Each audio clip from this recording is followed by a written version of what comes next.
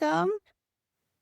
Thank you all so much for joining us on this Friday morning or afternoon, depending on where you're joining. I'm very much looking forward to this conversation today. Many of us have been diving into the details and reflections and reactions to Carney's first federal government budget. And we're going to break it down a little bit for you today and have some conversations around what it means. If I haven't had the chance to connect with you yet, my name is Lindsay Telfer. I am the Engagement Director with Efficiency Canada. I'm joining you all this morning from present-day Toronto, Ontario. The area has been long known as the gathering place. The traditional territories of the Mississaugas of the Credit, the Anishinaabe, the Haudenosaunee, the Chippewa, and the Wendat people. If you're new to Discovery and our work at Efficiency Canada, we are Canada's national voice for an energy-efficient economy. In order to maximize the uptake of energy efficiency solutions, we lead innovative research, drive broad communications to ensure that research reaches its audience, and we mobilize the research to drive support and champions to advance energy efficiency in Canada. As I mentioned right off the top, our discussion today is let's break down the federal government budget from an energy efficiency lens. To set the context for our discussion, I think it's important to remind ourselves that this is a moment in time. It's Carney's first budget. It gives us a line of sight into how this government is framing some of the important conversations facing our communities. Through the conversation today, we want to highlight what we wanted to see, what we saw, what we didn't see, and where this may give us some pointers and ideas on where we need to go. I'm joined today by two, and we think three, of our senior directors here at Efficiency Canada. Corey Diamond, our executive director, Brendan Haley, who's on Via Rail Train. We hope to connect Brendan to hear some of his thoughts, our senior director of policy and strategy, and Betsy Agar, our director of buildings. So welcome to you all. A reminder for folks as we kickstart the discussion, we really invite you to share your reactions, your reflections, your discussions in the chat box today. Make sure you click everyone in your message so everyone can see. If you have specific questions that you want our panelists to reflect on and discuss, please use the Q&A toolbox. That better allows us to filter and see and respond to the questions chat box. Let's get the discussion going. We want to hear your reactions and reflections as well. Channel those questions in the Q&A box and we'll get to as many of them as we can. Let's just jump right in. I'm going to invite our speakers to just give a few minutes of an overall reflection. And Brendan, we're going to start with you and we'll see how your connection holds here on Via. Good morning, Brendan. How are you? Hey. We got you. Oh, can you hear me? We can. Okay, cool. Great. Thoughts on the budget? I think it largely neglects energy efficiency. It confirms that the Greener Home Loan Program is canceled. That breaks the Liberal promise. It actually implements the promise in the Conservative platform. But I'd say energy efficiency is a pretty versatile solution. It's hard to keep on the sidelines. So if you read through the details of the budget, it does make several appearances.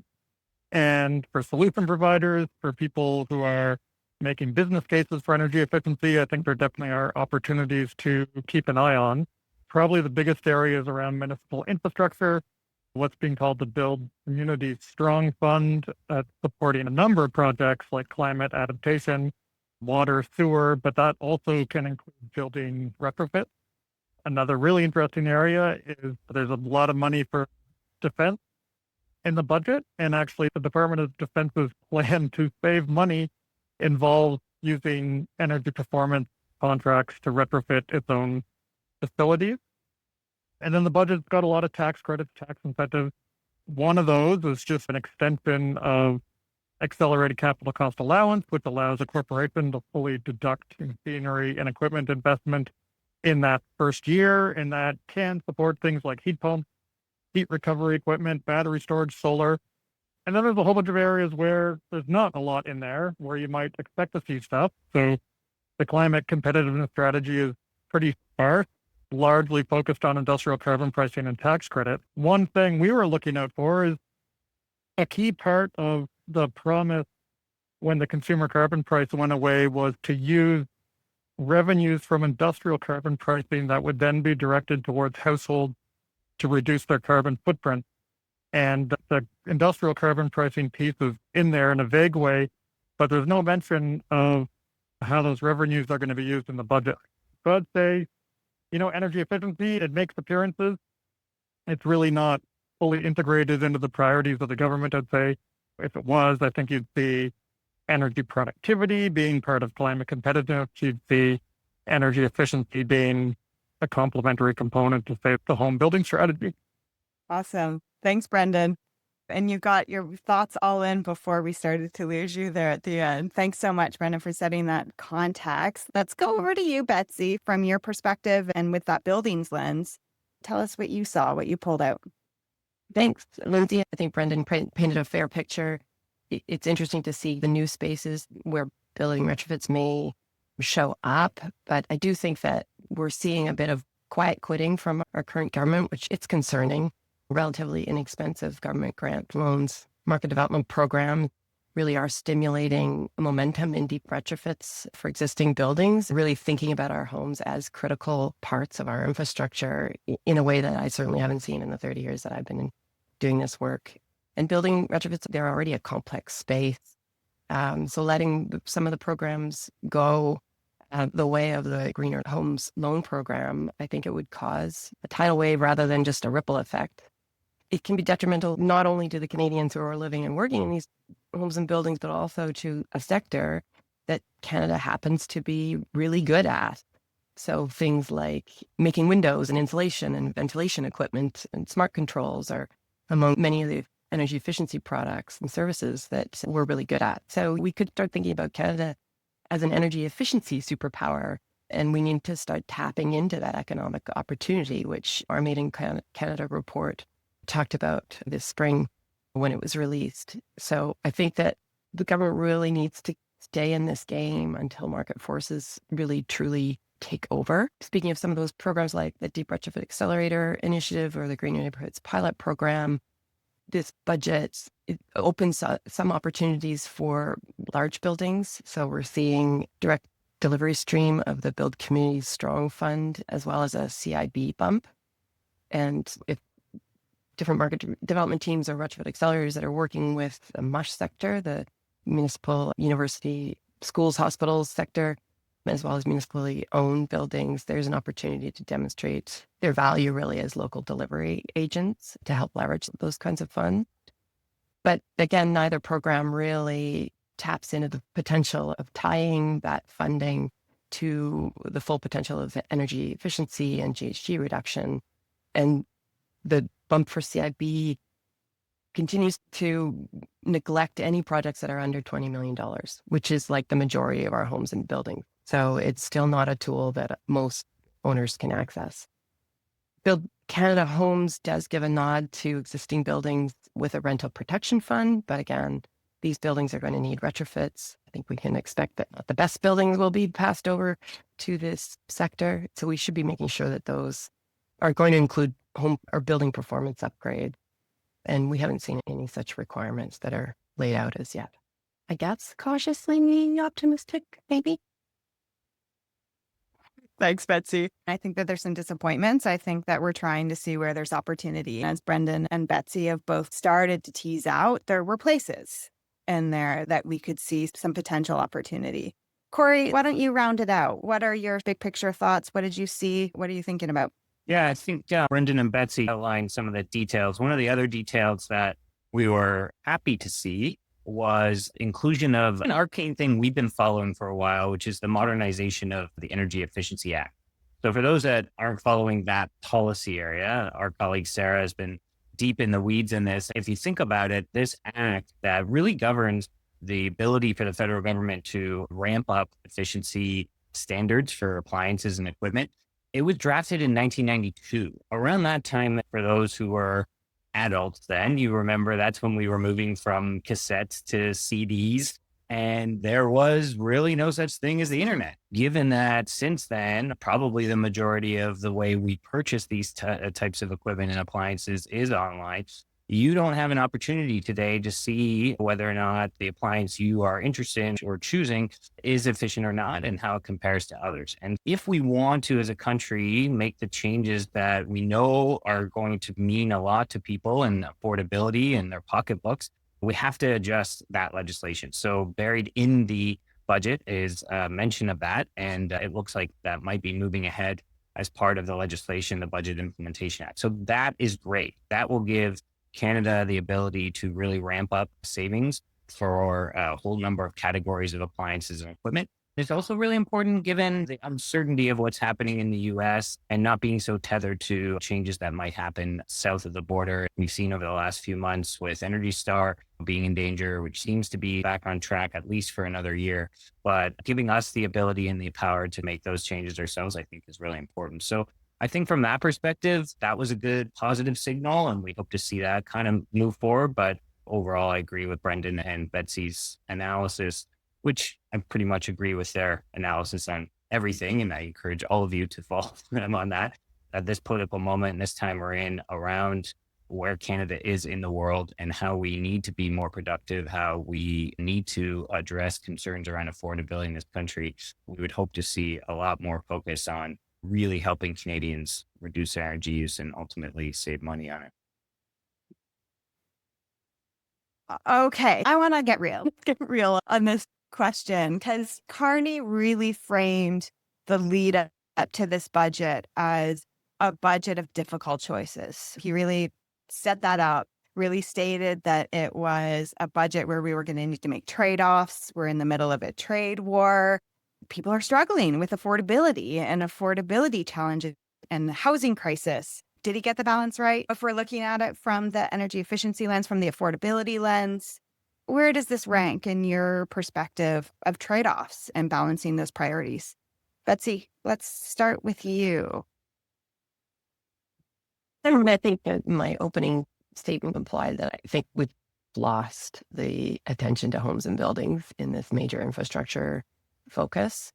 The sector is going to have to create its opportunities, which Brendan talked a little bit about, in finding these openings through somewhat surprising places like the D&D and other funding avenues that they maybe haven't thought about before. Maybe that's the strategy, is if you're in energy efficiency, you should be getting in touch with the Department of National Defense or your municipalities, because that may be the space where you're going to have opportunity for growth. In the face of policy and economic uncertainty, maybe there is an opportunity to be rethinking business models. How can small businesses be delivering more integrated services and diversifying what they do? And home and building owners thinking about how to integrate energy and carbon upgrades into their ongoing asset renewal so that we're not continually thinking about these things as a separate practice and they just become a normal renewal cycle.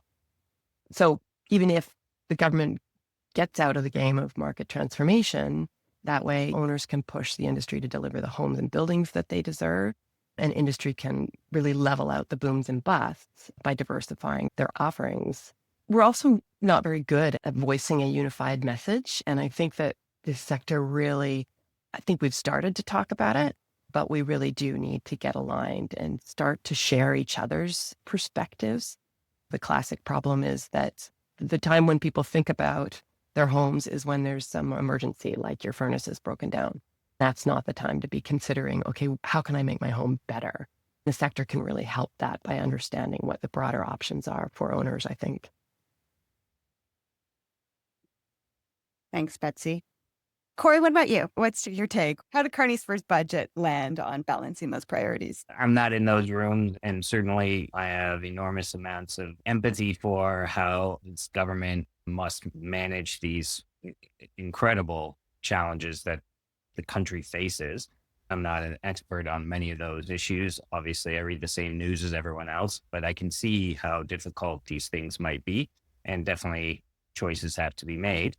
The way I look at these things sometimes is that we are also in a moment too where we've never seen more ambition and more energy savings or more money spent on energy efficiency programs at the provincial level than we've ever seen, at least in my career or ever. Our initial data shows that over $2 billion was spent last year on energy efficiency programs. overwhelmingly delivered by utilities and program administrators at the provincial level. And so the way I look at this is I try to think about that situation and that ambition and the growth and the trend we're on and start to think about, okay, what role does the federal government have to play in that? And in some respects, they should be playing a complementary role to that and supporting the advancement of more energy savings at the provincial level. And in some ways, through things like modernizing the Energy Efficiency Act, supporting workforce development, and other ways, they are doing that. But in so many other ways, they're not. I really would encourage the federal government to really think about that role in creating that policy certainty over time, helping with things like what Betsy was saying around business model change, supporting the people who are doing the work, and then making it easier for the rest of the other levels of government to deliver on this. And they can complement that through more certainty. And it's not always just dollars and programs and big budgets and big names and things like that. A lot of it can happen in the background in that supportive role.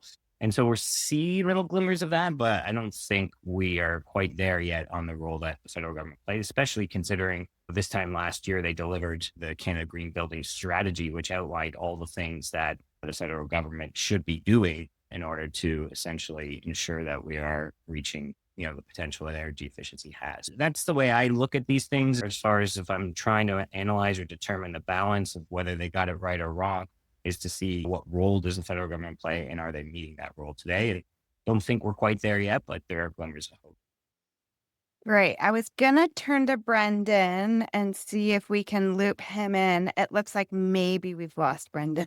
And I'm going to keep rolling. I'm actually going to start to weave in some of the questions that we're starting to see in the Q&A, and there's a few popping up in the chat as well.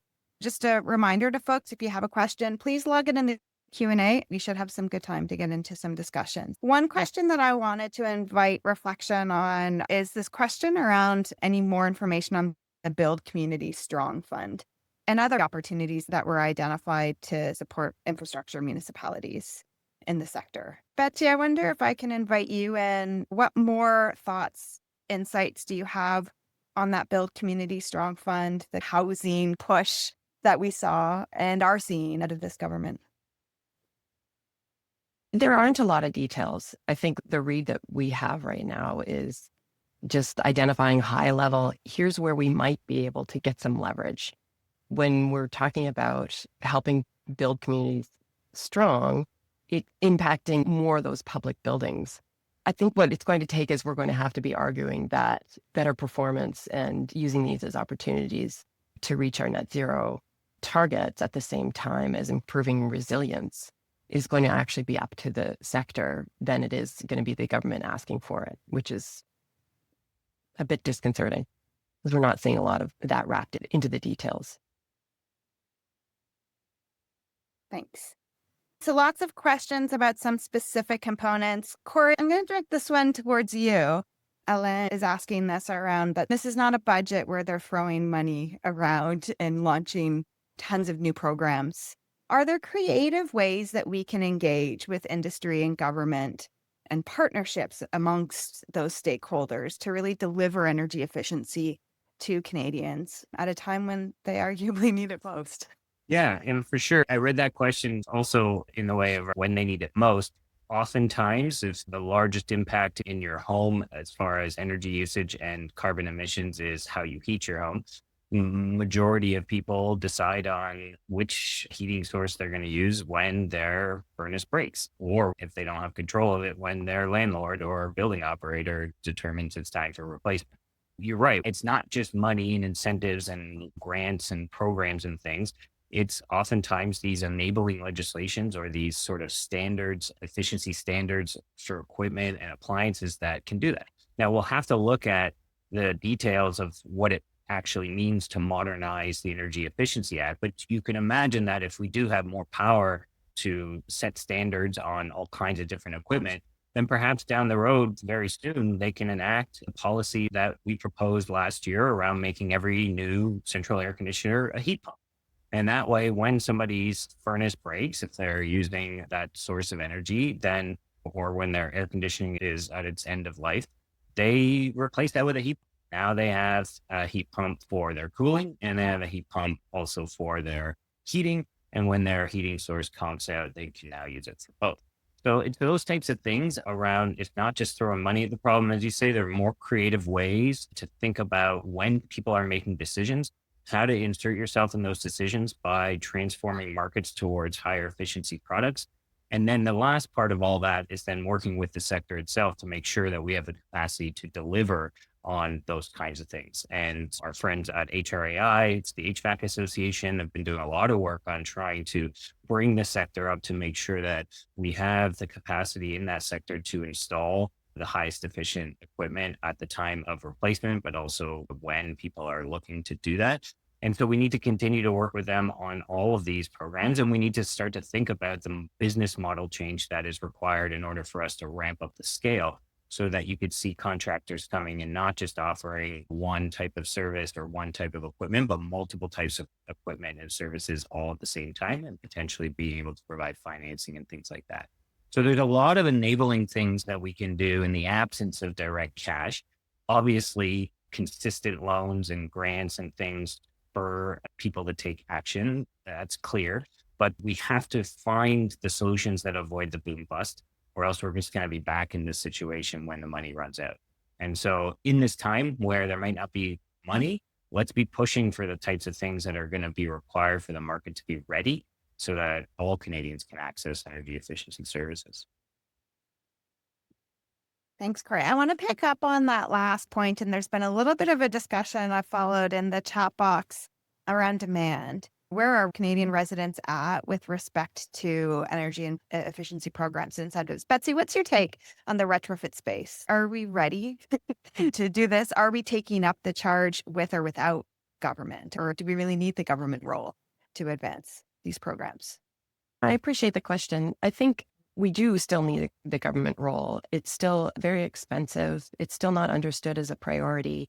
We're still not really understanding the broad benefits of making these improvements to our homes. We're not at the point where there are market forces that are naturally tipping us into that kind of normalization of some of the energy retrofits that we're talking about.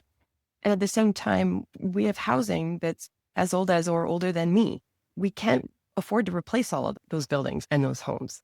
So do nothing is becoming an untenable solution. So I think that add on to that coming climate change and climate change that's already here, we need to be thinking about how to make our buildings more durable, more resilient in the face of climate change, as well as keeping ourselves resilient within those buildings. So how we value our investment in our assets needs to be different. I do think some of the pressures in terms of housing costs and affordability may be confusing some of that.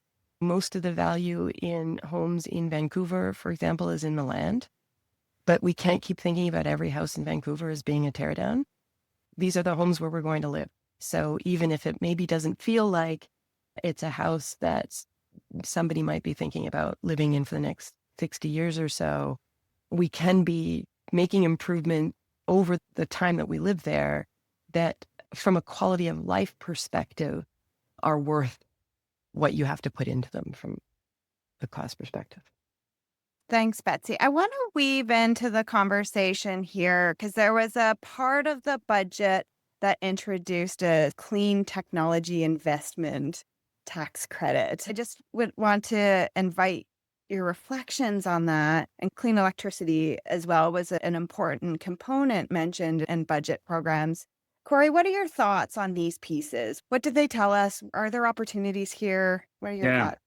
Yeah, this is a complicated one. So if you don't follow this every day, this is how it works. Last year, in response to the Inflation Reduction Act that the US was passing, the Canadian government decided on creating an investment tax credit around clean electricity, which was commonly known as the ITC's, investment tax credits. And they were essentially provided as a tax credit for utility scale supply side electricity production. So what that means is at the provincial level, we're going to need to build out a lot more clean electricity in order to decarbonize the electricity sector, but also to manage the amount of increased demand that we can expect as we plug in our heating systems, as we plug in our cars, and obviously as we add in more data centers and things like that. So this was a tax credit to really spur that and encourage that by focusing on the supply side. And the work we've been doing over the last probably 6 to 8 months is making sure that there was a balance within that also provided tax credits to utilities to ramp up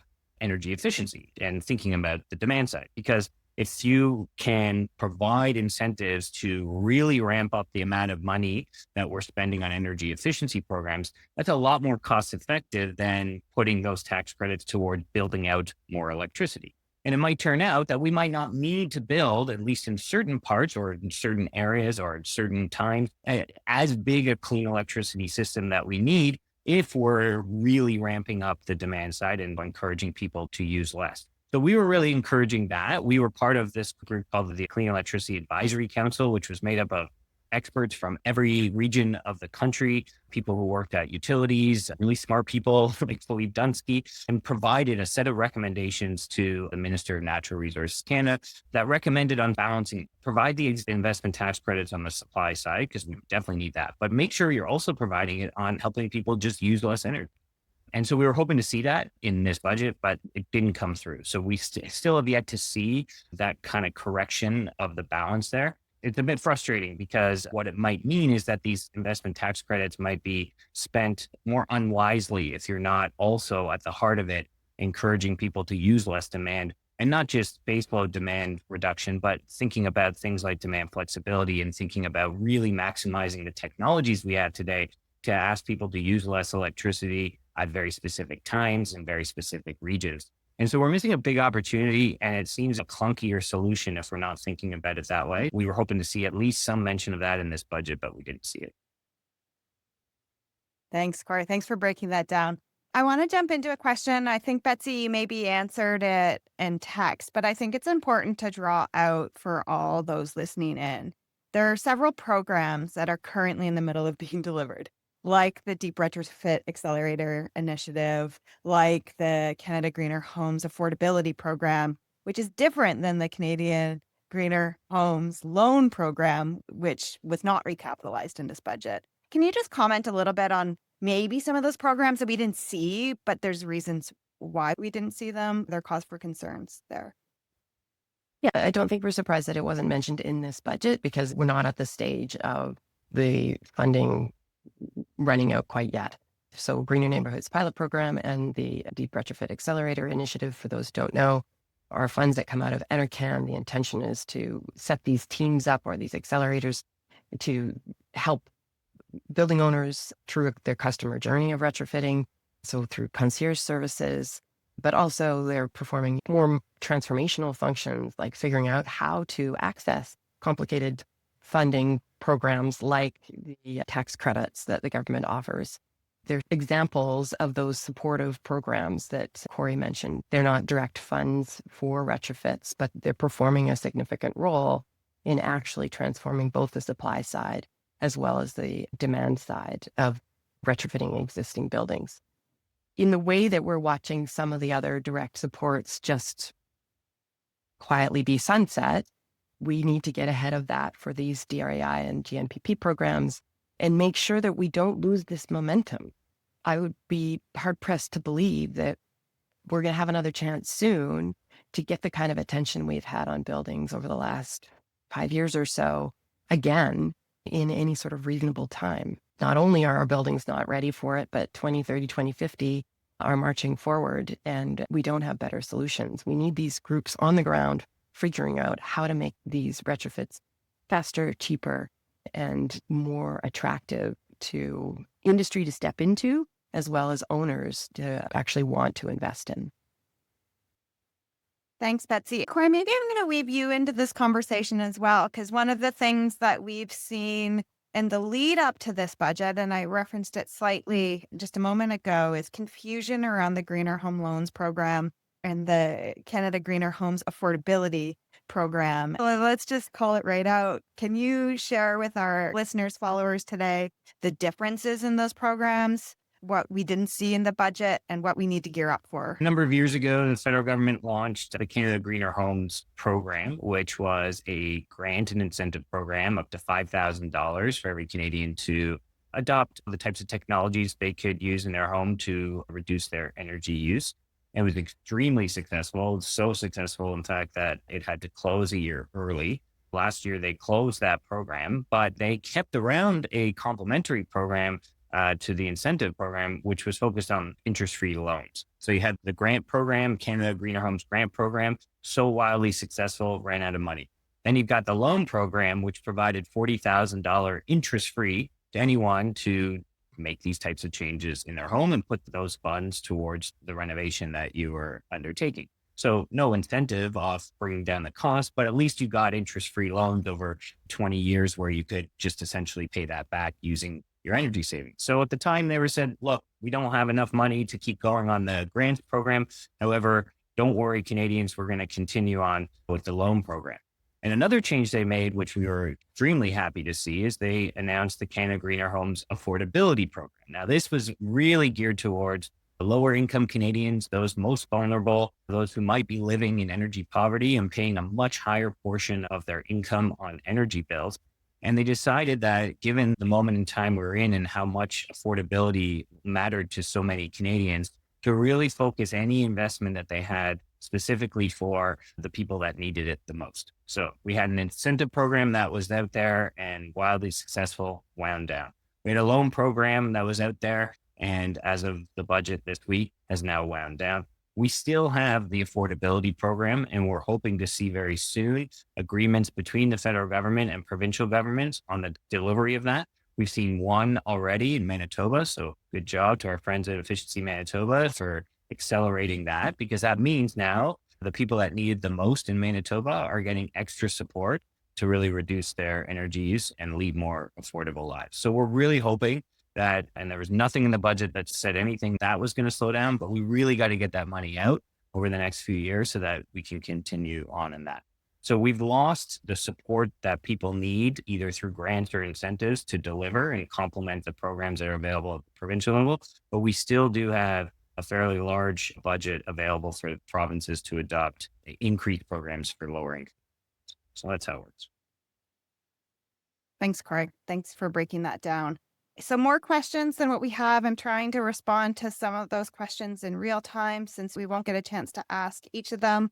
Adrian, your question came in, I think, first, but I thought it was a great place to wrap up. So I've been saving it to the end. I want to ask each of you, let's put the disappointment aside. Let's channel our disappointment into opportunity. If you had to pick one thing that we need to push for in the next year as we gear up for a second budget of Carney's, what's your call to action?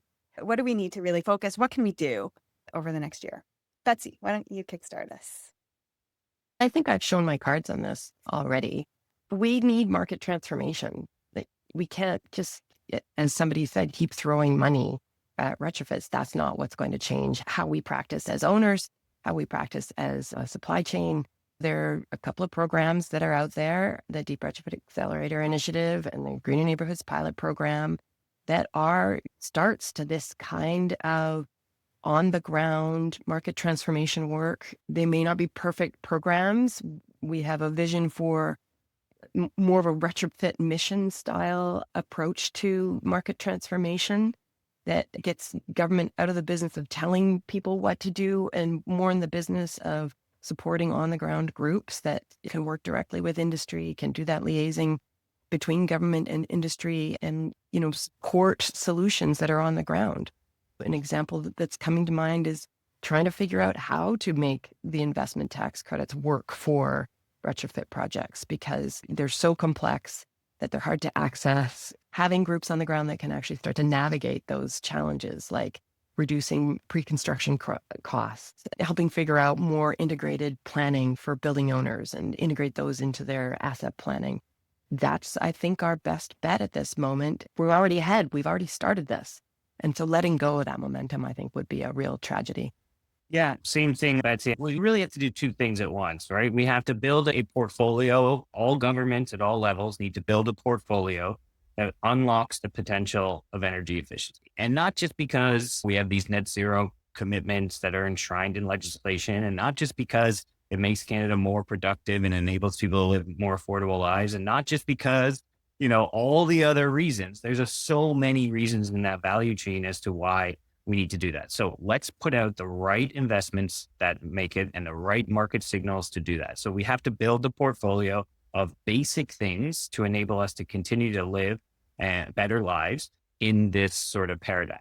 But at the same time, we need to build a brand new paradigm. So if I'm going to really think about what is the top thing, obviously our list is probably 100 points long, but the top thing we need to really start to do is send the signal that this really is a mission. We have to retrofit every single building in this country in the next 25 years. From our research, it shows that if we carry on the way we're doing it, it's going to take 142 years. So how do we crunch 142 years of activity into 25 years?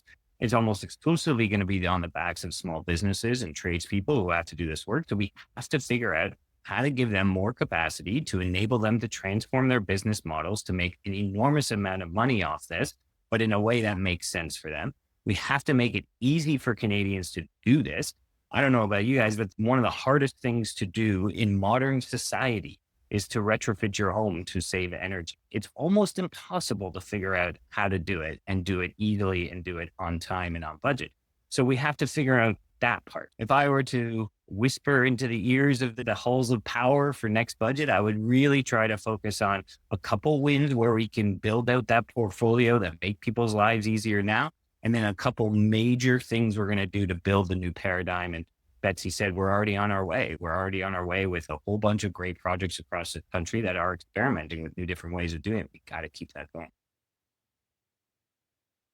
Awesome. And I would just add, to tie a bow on both of those responses, is we need to come together. This is picking up, Betsy, on something that you said earlier, is we need to come together as a sector and really support each other in mobilizing our collective voice. Efficiency Canada, we saw 12,000 actions taken in support of energy efficiency in 2025. We need to double that in 2026 or triple it. We really need to start to show that this is a mobilized sector that has the solutions to support our governments in driving some of this action. And I saw, Shauna, your question come in on what can we do to get that low income money out ASAP. I think it really is support our provinces who are negotiating with the federal government those programs to launch, and let's support them so that the negotiations can wrap up, can get expedited, and those programs can get rolling in the regions across the country. So we're at time. I want to thank everyone so much for joining the conversation. I'm sorry we couldn't get to all of the questions. I think we covered some good ground in the conversation today. Thanks, Betsy, to you, to Corey, for sharing your insights and thoughts. And Brendan, sorry we lost you on the train. Hopefully we need to continue to lobby via for good Wi-Fi. Thank you all. Have a great afternoon, a great weekend. And we'll see you. Our next Discovery is on the 21st. We'll be joined with Armstrong Fluid Technologies as we explore pathways to deep retrofits. So join us again in a couple of weeks' time, and we'll reconvene then. Hi, everyone. Hey, folks.